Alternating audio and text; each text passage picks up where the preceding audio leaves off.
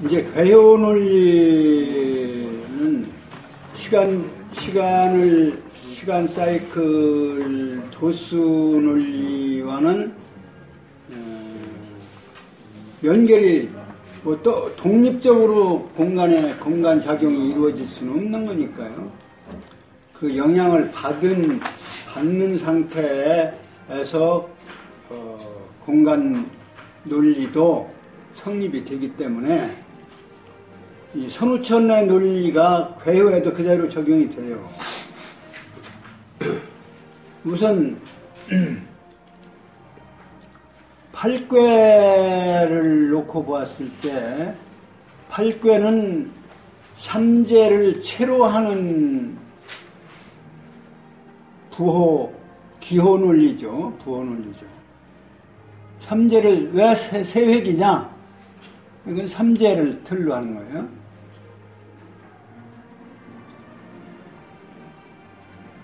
그리고 그러한 그 팔괘로 이제 음양이 세 획으로 이루어지면 음양의 삼자승이 되는 거죠. 삼조합을 하니까 음양 2에 2에 세제곱 삼자승 하면 8이잖아요. 그래서 이제 팔괘는 삼재의 틀이다 이렇게 볼 수가 있습니다. 기본 틀. 근데 그것을 괴체라고 그래요. 괴를 체로 한다. 괴가 체다. 그러면 작용을 하려면 그 몸뚱아리 혼자서 작용이 안 되잖아요. 작용이 되려면은 어떻게 해야 돼? 작용을 하려면 관계가 형성이 돼야 작용이 이루어지는 거예요. 아버지 혼자나 어머니 혼자서 작용하는 게 아니라 어머니와 아버지가 작용을 같이 하고 남과 여가 같이 작용을 하고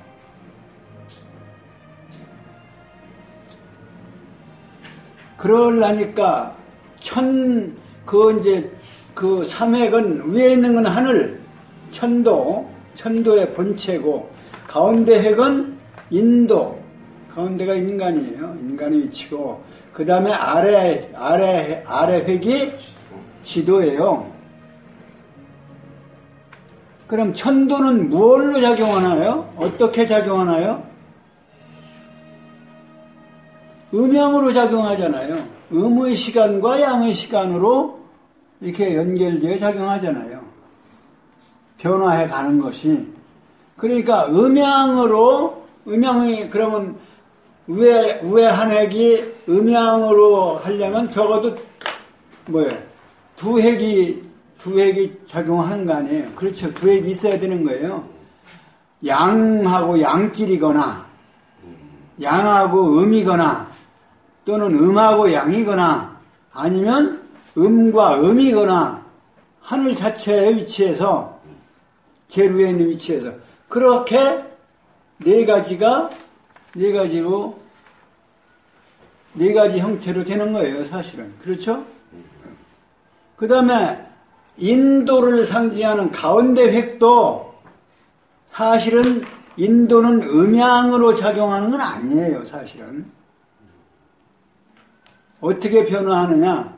사실은 음양으로 작용하고 강유로 작용하는 강유는 땅을 먼저 얘기하면 땅은 어떤 작용을 하느냐? 음적 시간과 양적 시간에 의해서 변화되어져 나타나는 것이 아니고 강과 유 부드러운 유자 강과 유의 양효는 강으로 음효는 유로 그래서 강유작용으로서 땅은 그러니까 약육강식하는 거예요. 강한 놈이 약한 놈 잡아먹고 그렇게 하게 돼 있어요. 강약은 강유는 그렇게 돼 있어요. 그러니까 공간의 논리는 강유의 투쟁 논리요. 지금 우리가 유물론은 투쟁 논리입니다. 권력 투쟁하잖아요. 혁명을 하려면 거기에는 뭐가 있어야 돼?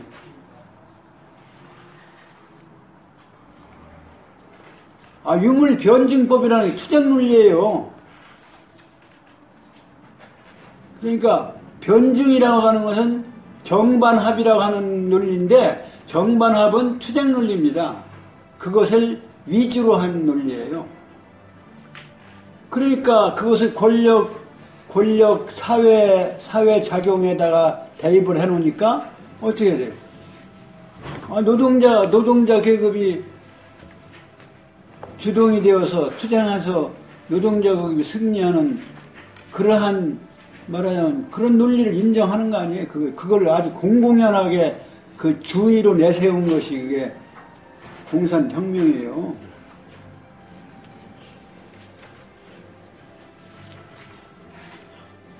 그러니까 지도론이에요. 사실은. 그러니까 사회 현상이 중요한 거예요. 권력 현상이 중요한 거지. 거기에 인정사정이 없는 겁니다. 그러니까 숙청하면 인정사정 봅니까?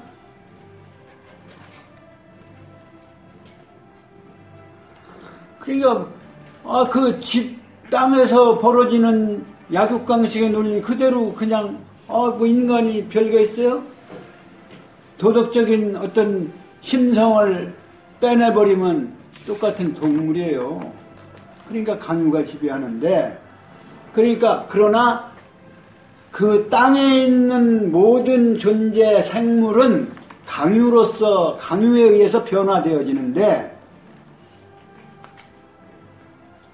그 중에서 그런 자연현상이야. 그냥 자연현상. 그런데 천도는 안 그렇거든요. 천도는 호생지덕이라고 본 거예요. 생명을 창조하는 덕성이 있다고 본 거예요. 그래서 호생지덕.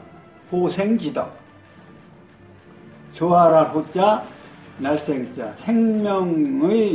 생명을 좋아하는, 낳기를 좋아하는 호생지덕. 이걸 덕성이라고 본 거예요.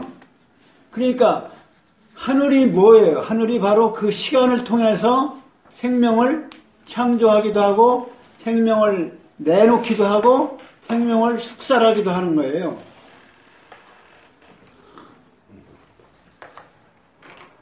그러니까 그 호생지덕을 인간이 깨닫는 거예요. 아는 거예요. 인간만이 알 수 있다는 얘기예요. 다른 동물은 본능대로 시키는 대로 하지만 인간은 이성이라고 하는 소위 본성과 심성 이기론에서 심성론, 심성이라고 하는 그 존재가 하늘이 주어진 거고 그 하늘이 준 심성 속에는 하늘을 닮은 호생지덕, 그게 뭐예요? 사랑이에요, 사랑.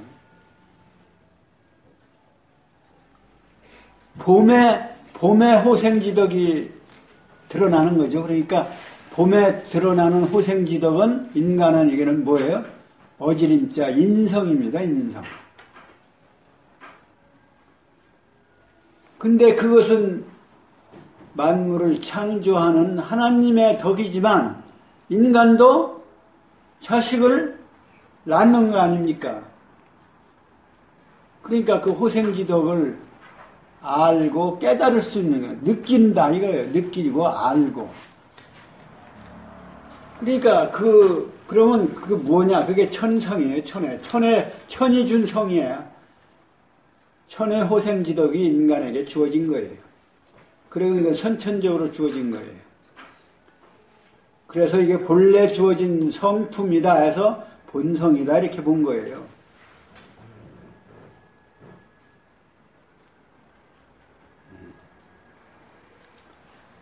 그래서 인으로부터 시작된 거예요. 사랑은. 그러니까 인성은 부모 자식 간에서 생겨나는 사랑에 특히 부모가 자식에 대한 사랑, 이 말하자면 호생지덕의 첫 출발이에요. 그 호생지덕인 하늘의 뜻을 깨달을 수 있고 느낄 수 있고 알 수 있는 존재로 만들어진 것이 바로 인간이에요. 그것을 먼저 깨달은 분이 성인이고, 인간도 그 본성을 일깨워주지 않으면 동물하고 같아요.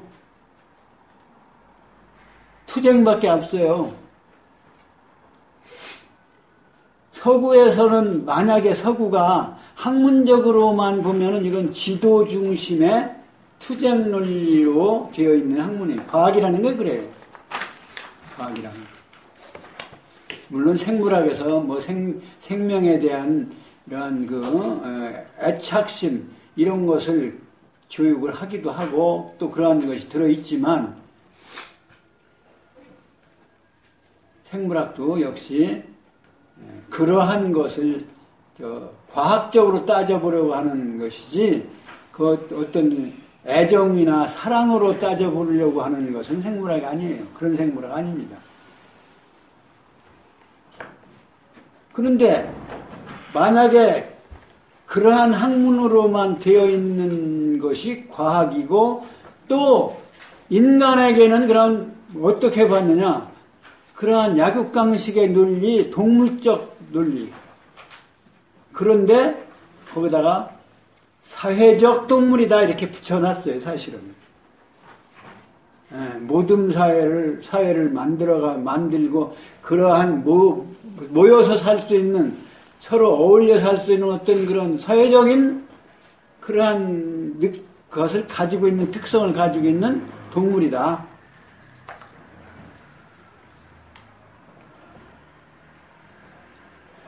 이제 그러기 때문에 인문학이라고 하는 쪽보다는 사회학이 발달할 수밖에 없어요. 왜? 지도 중심의 과학이나 이러한 현상 중심의 학문이기 때문에, 경험 중심의 학문이기 때문에 그 경험의 축적으로서의 윤리 도덕이지 이렇게 하면 안 되더라. 겪어서 경험해봐서 만들어낸 것이 윤리학이에요. 그 사람들의 윤리학이에요. 그러니까 에틱스라고 하는 건 윤리학인데, 에틱스라고 하는 말은 에토스에서 왔고, 에토스는 관습의 발전된 형태예요.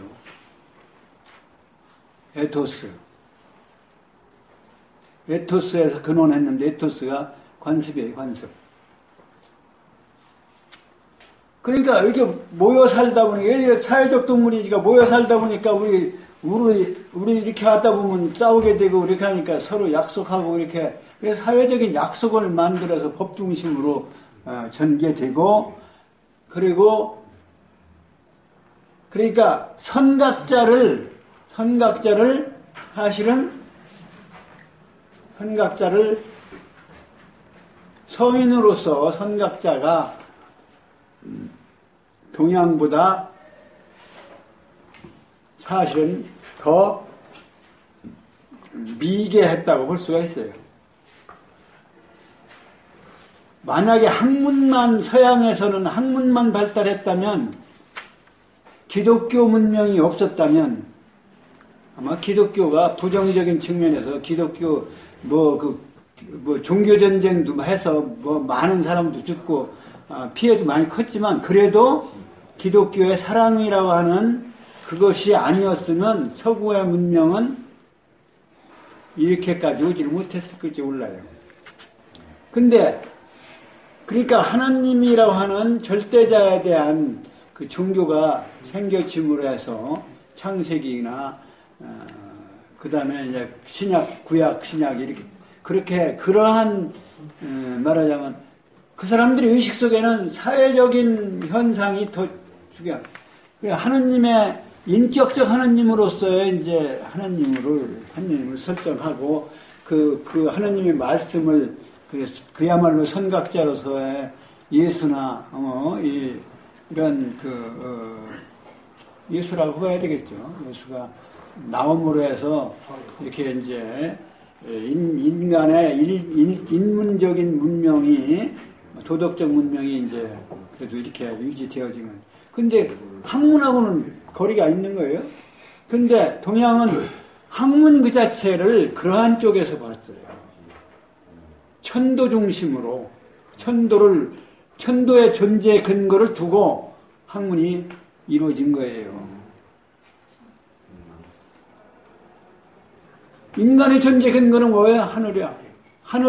하늘이고 하늘과 땅이다 이거예요. 천지를 부모로 하고서 그것을 그러한 세계관에서 생각을 하신 분들이 역대 성인이다. 그러니까 그 성인의 가르침에 의해서 동양은 처음부터 그거를 사회적 동물이라고 하는 동물의 차원이 아니고 처음부터 인간의 차원을 높이 둔 거예요. 증거가 그게 바로 인간은 지도에 속해 있는 동물이잖아요. 그런데 지도에서 한 단계 윗단계에다가 별도로 인간 존재를 별도로 설정했어요. 왜? 그건 천지는 부모와 같은 것이고 천은 시간의 존재 근거고 지는 공간의 존재 근거예요. 그러한 존재 근거에 대한 인식 또는 그러한 본성을 타고났기 때문에 그것은 또 하늘이 준 거로 보기 때문에 천강생민하시니 유물유치기로다 뭐 이렇게 나오는 거예요. 시경 같은데. 그러니까 그 하늘의 존재를 인간 누구나가 성인이 아니더라도 어렴풋이나마 하늘의 존재를 느낄 수 있는 그러한 존재로 인식하기 시작했고 그러한 존재로 본 거예요. 그러니까 인간의 존재 근거는 어디에 있냐? 하늘과 땅에 있다 이렇게 본 거예요. 존재 근거가 거기에 있다는 얘기는 그게 부모나 마찬가지라는 얘기 아니에요? 그러니까 천지 부모. 그 아버지가 주신 그 뜻과 어머니가 주신 이 육신을 길러주신 육신을 가지고 살아가는 거죠. 그거를 나는 뭐라고 하냐? 나는 시간의식을 가진 존재다. 나는 그렇게 규정을 해요. 다른 존재는 시간의식이 아주 미미해요. 해가 떠서 날이 새면 낮인가 보다 하지, 그 사람들이, 그 동물들이, 오늘 내가 몇 살 먹은 해고, 내가 얼만큼 됐고, 내가 어디, 부모는, 애미는 뭐고, 애비는 누구고, 이거, 나의 근원에 대한 걸 묻는 존재가 있을까요? 어렴풋이 있겠지. 그건 본능적으로 있는 거예요. 그리고 의식도, 우리도 인간에게 그러한 시간의식도 사실은 인간에게 주어진 특별한 본능이다. 이렇게 봐도 돼요. 그런데 동물적 본능과는 구별되어지는 그런 본능이 있는 거예요. 그게 바로 인간이 천도, 지도, 그리고 인도라고 하는 그 삼재의 우주 구성의 세 가지 존재 중에 주체적 존재로 존재한다는 사실이에요. 그거를 성인이 일찍이 깨달아서 가르쳐 주신 거다. 주체적 존재라는 얘기는 뭐예요? 인간 존재가 없다면 천지는 저 창공의 별들처럼 무의미한 거예요. 아무런 의미가 없었을 거예요. 그렇잖아요? 인간이 없다면, 이 세상에 인간이 없다면 그냥 자연물로서 그냥 하늘과 땅이 있고 그냥 다른 동물도 있고 그런 거지 주인이 없는 세상이나 마찬가지. 주인이 없는. 인간이 바로 우주의 주체라고 하는 그 삼요소, 삼재 중에 하나로 등장을 시킴으로 해서 인간 존재를 어떻게 천지가 인간이 없으면 인간이 천지가 없으면 존재할 수 없는 것처럼 천지도 인간이 없으면 존재 의미가 없는 거예요. 그래서 뭐가 되느냐? 천지와 격이 같은 동격이 되는 겁니다. 그래서 세획을 그린 거예요. 거기가 인간이 그걸 참여하게 되는 겁니다. 지도 안에 공간에 생육 걸리면은 인간 말고 생육하고 있는 생물들이 얼마나 많아요. 근데 그들이 땅의 주체가 되는 게 아니다 이거예요. 주체가 될 수가 없는 거예요. 왜? 하늘의 존재도 땅의 존재도 의식할 수가 없기 때문에. 특히 땅의 존재는 의식할 수 있죠. 눈으로 보고 이렇게. 근데 그 동물들이 귀로 들을까요? 하늘의 소리를 들을까요? 양심의 소리를 들을까요? 못 들어요. 마음의 소리, 본성의 소리, 본 마음의 양심의 소리 들을까요? 귀자 변에다가 마음 십자 쓴 자가 뭔지 아냐고요. 제가 아침에도 내가 강의를 했는데 귀자 옆에다 마음 십자한 자가 뭔지 아예요? 부끄러울 치자예요. 그게 마음의 소리를 들음으로 해서 귀로 듣는 거예요. 귀는 무성을 듣는 거예요. 소리 없는 소리를 듣는 거예요. 하느님이 무슨 소리를 하나요? 천하 언제시며 지하 언제시리요. 만물이 행언하고 그 논어에 나오지 않습니까? 말씀 안 한다고 그랬어요. 근데 그 말씀은 들을 수 있는 사람만 듣는 거예요. 그 들을 수 있는 사람이 바로 성인인 거예요. 그래서 귀변에다가 써요. 귀변에다가 그 하늘의 진리의 말씀을 듣고 입으로 말씀을 전하는 분이 성인성자, 귀자 옆에 입구자 썼잖아요.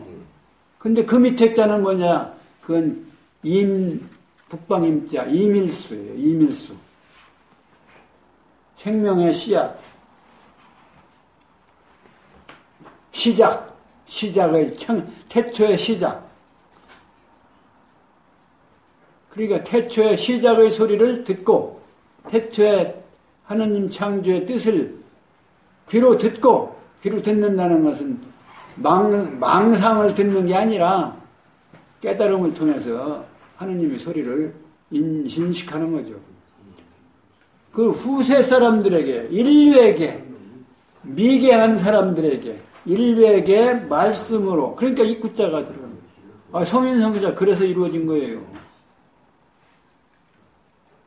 만약에 그렇게 안 이루어진 글자라면 그 글자 만든 분이 나보다 못한 사람이에요. 나는 글자 만든 분의 뜻을 나는 이해를 하니까 나도 그 정도는 되는 거죠. 성인이시죠. 네. 근데 그런 건 아니고 그 말씀을 제대로 나는 말씀을 그렇게 한다는 얘기지 성인의 하는 역할을 할 수 있다는 얘기는 아니고 성인이 이런 일을 하셨을 것이다라고 하는 추측을 하는 거죠. 그래서 성인은 선천에서 인간의 모습으로 태어나셔서 역대 성인이 15성인이 그래서 15성인이라는 거예요. 그 하도의 15라고 하는 그 시 속에 있는 15가 낙서에서는 뭐예요? 풀리잖아요. 그러니까 낙서가 선천이니까 선천 동안에 그 15분이 역사상에 나타나는다는 거예요. 그렇게 본 거예요.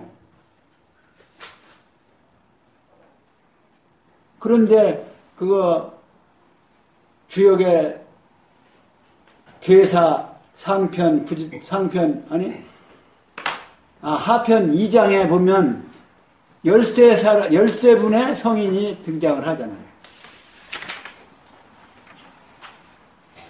구체적인 이름을 가지고 있는 분이 13이에요. 그 이상의 분, 유소씨, 수인씨는 이거는 특정 인물이 아니야. 그냥 불을 발견하고 주거 문화를 옛날에는 습지가 많았으니까 나무 위에다 적거나 하여튼 새집처럼 그 새집 소자예요. 유소씨는 아마 습지가 더 많았을 것이 그렇기 때문에 습을 피해서 이게 조금 높이 졌던 것 같아요. 그래서 그거는 어느 특정 누군가가 이름이 안 전해지는 거예요. 그러니까 유소수인씨요. 유소씨, 수인씨. 불 발견함. 불이 누가 발견했다는 뭐 아무개 그 당시 이름도 있었던 것도 아니고 미개 시대니까. 그런데 그 문명이 시작되어서 그걸로 해서 문명이 시작되었으니까 그 두 분들을 특정한 인물로 본 거예요. 그런데 거기다는 기록할 수가 없지. 그러니까 거기 빠져 있는 거예요. 그것을 밝혀놓으신 분이 바로 정역에서는 15일언이라 15에 대한 한 말씀.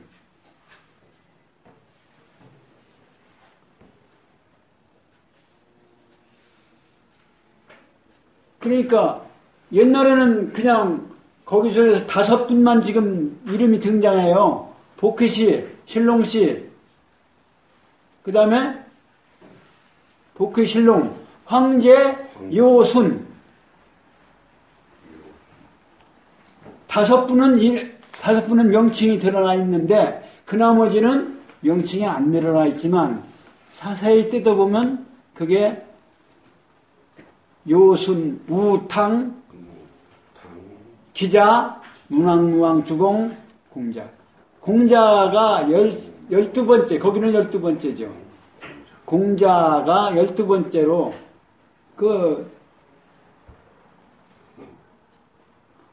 부모가 돌아가셨을 때 상기를 몇 년으로 할 거냐. 그건 논어에 나오잖아요. 3년상으로 해야 된다고. 왜? 부모가 부모로부터 태어나서 품을 벗어날 수 있는 걸 3살은 돼야 된다. 그러니까 3살, 3년 동안은 3년도 아니에요. 사실은 만 2년이죠. 만 2년. 만 2년을 부모의 품에서 벗어나려면 만 2년 최소한도 그거에 대한 갚음을 갚아라. 그리고 부모 돌아가신 다음에 3년을 마음으로 또는 몸으로 갚아라. 그 말씀을 하신 돌아가시면 관도 안 쓰고 나무관을 그냥 불봉불사하고 말하자면 몽고의 조장처럼. 근데 내던져 놓으면 그냥 그 맹자도 나와요. 그게 호리식제하고 여우나 뭐가 이렇게 와서 부모의 시체를 파먹는 걸 보면 그거 그냥 지나갈 수 있겠느냐 이런 얘기야. 그래서 묻었다는 거죠.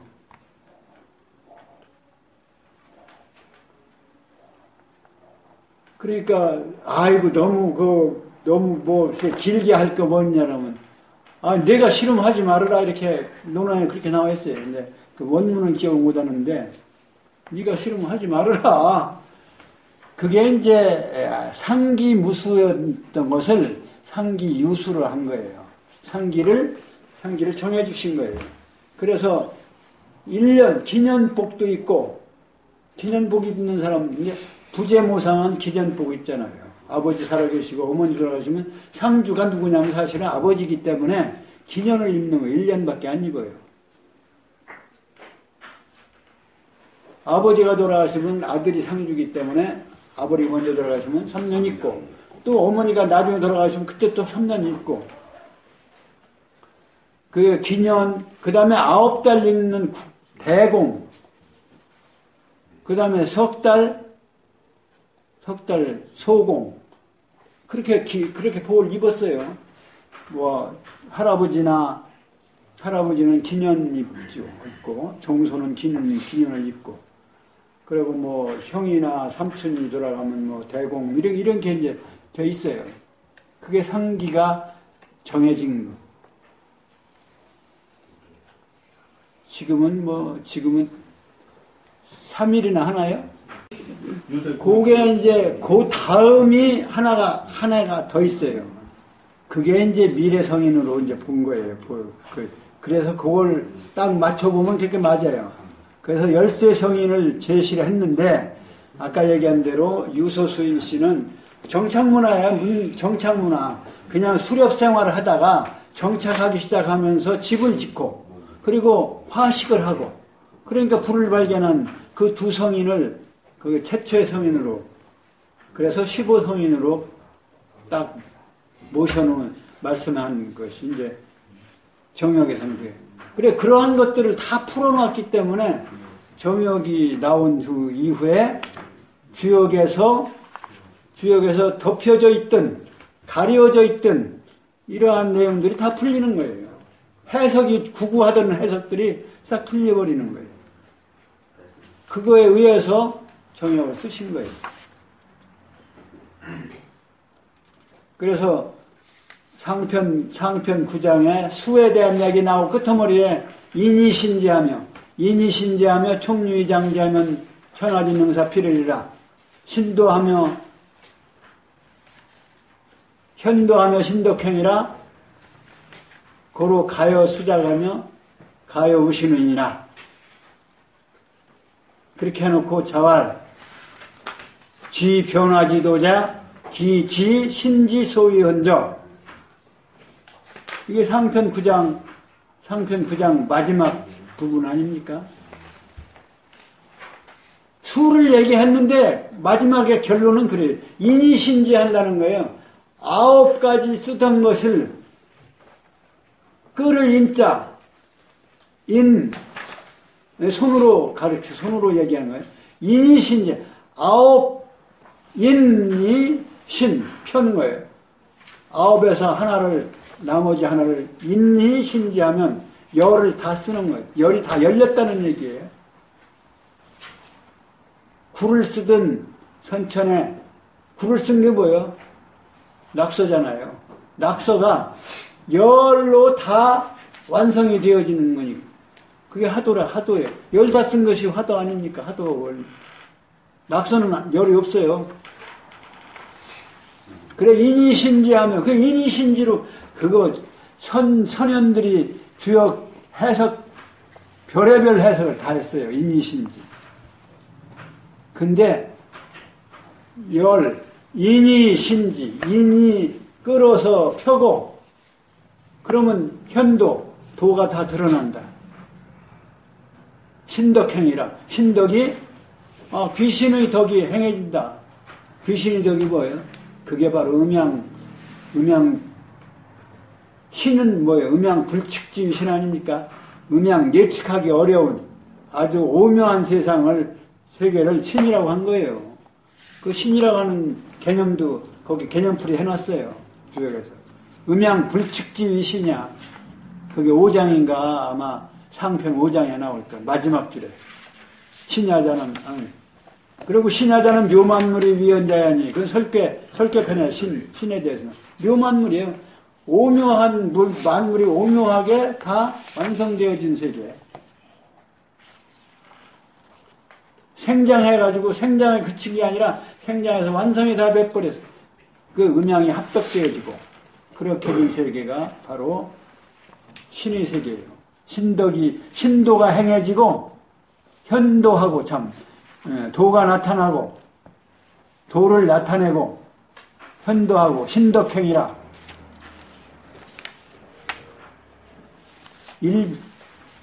그게 9장이에요, 9장. 9장. 상편 9장. 375. 천일지 천삼지사 그렇게 시작하는 그 9장의 끝머리 부분이에요. 인이신지하며 총리장지하며 천하지능사필이에요. 세상이 할 수 있는 일이 다 이루어지는 거예요. 끝난다 이거예요. 할 수 있는 일이 끝나. 천하지능사필이라는 게 뭐예요? 완성되어진 세계다 이런 얘기예요.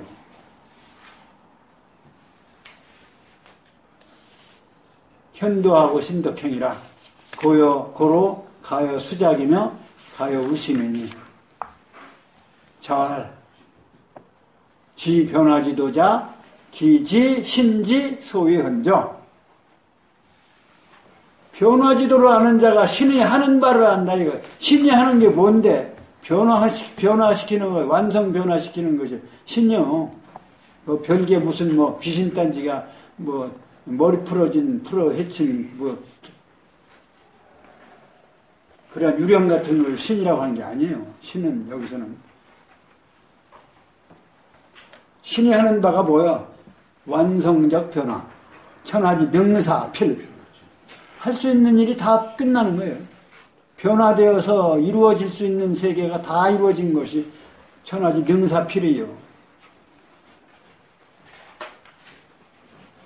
그러니까 그러한 세계를 이제 후천으로 이제 본. 그래서 선천의 15성인이 다 나타났으니까 선천은 이제 다 끝난 거예요.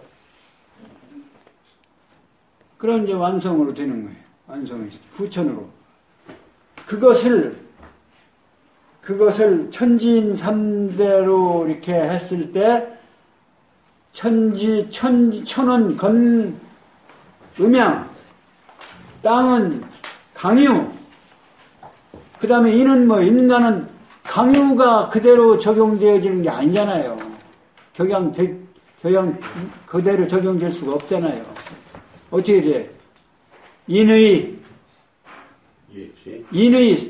사랑과 가을의 심판. 오르르 있자는 의는 그게 그래서 인예의지라. 원형이정은 인도로 말하면 뭐예요? 인예의지다. 근데 지라고 안 했어요. 건교에서 뭐라고 했어요? 건교 문헌에서 뭐라고 했어요?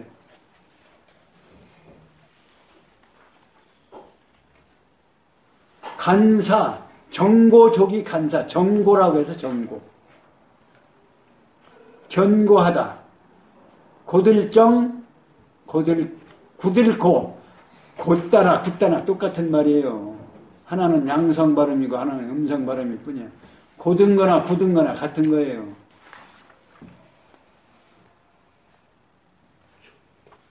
딱딱해진 것이 굳은 것이잖아요. 굳은 거 아니에요. 굳은 거고. 정고가 뭐예요?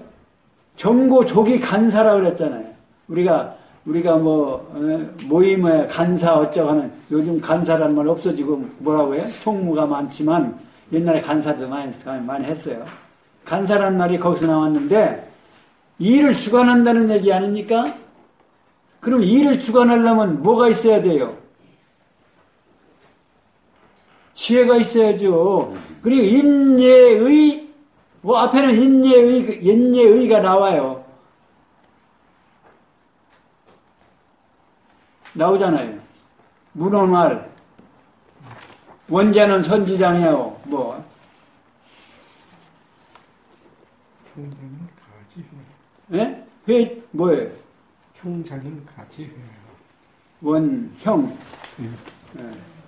회자는 뭐 가지 회야오. 또 의자는 이지 화. 이지 화야라. 그리고 정자는 사지 간야라. 사지 간야라. 그렇게 얘기하고 뭐라고 했어요? 뭐가 조기 장인이며 가회족이 합례며 또 뭐야 화의족이 이물이 허이. 예. 그 의자가 나와 있잖아요. 인예의 나오는데 정고족이 간사. 왜 정고라고 했을까요? 지자는요, 성인이 경지라 가야 지자를 넣는 거예요, 사실은. 지혜가 다 열려야 성인이에요. 그래서 지는 성인이고, 이는 군자다. 이렇게 보는 거예요. 그래서 인도가 춘추처럼 음양으로 대치되어지면 인과 의죠. 그래서 인의 하는 거예요. 인예의지인데 그 사랑의 인, 심판의 의, 가을 춘의 인, 추의 의. 그래서 춘추. 공자가 쓰신 책 이름도 인의 정신을 밝힌 거예요. 그래 춘추라고 이름을 지으신 거예요.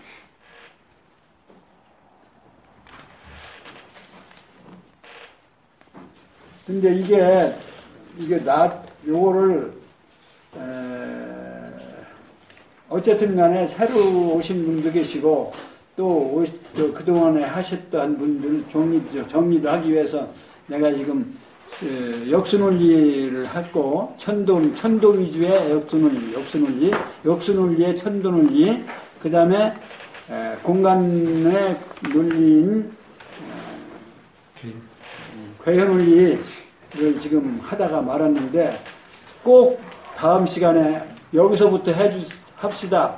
지금 8개 괴체 인내의지 얘기했다고 하지. 거기까지 얘기했다고 꼭 얘기를 해줘요. 중복 안 되게 그 뒤에 부분만 얘기할게요.